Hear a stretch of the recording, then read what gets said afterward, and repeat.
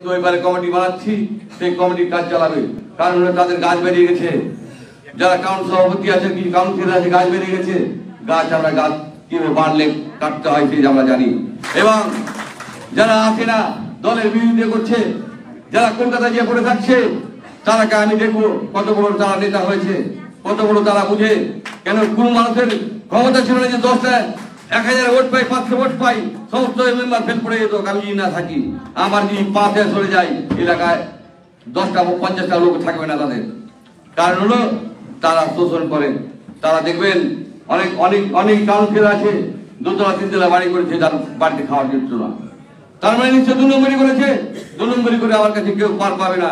আমি তাদের বিরুদ্ধে কমপ্লেন নেব, যে কমপ্লেন নিয়ে তাদের বিরুদ্ধে ব্যবস্থা করবো। কারণ আমি প্রশাসনকে বলেছি আমার বিরুদ্ধে আমি 2 নম্বরই কোনো মানবো না। সে যে হোক, এমএলএ হোক, সভাপতি হোক, যে প্রধান হোক, আমি কোনো কথা শুনবো না। মেম্বার হোক, আমি কিন্তু তাদের বিরুদ্ধে ব্যবস্থা নেব।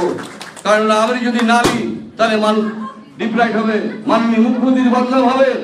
সেই বদনাম আমি হতে দিব না। কারণ আমি মাননীয় মুখ্যমন্ত্রীকে শ্রদ্ধা করি মায়ের মতন।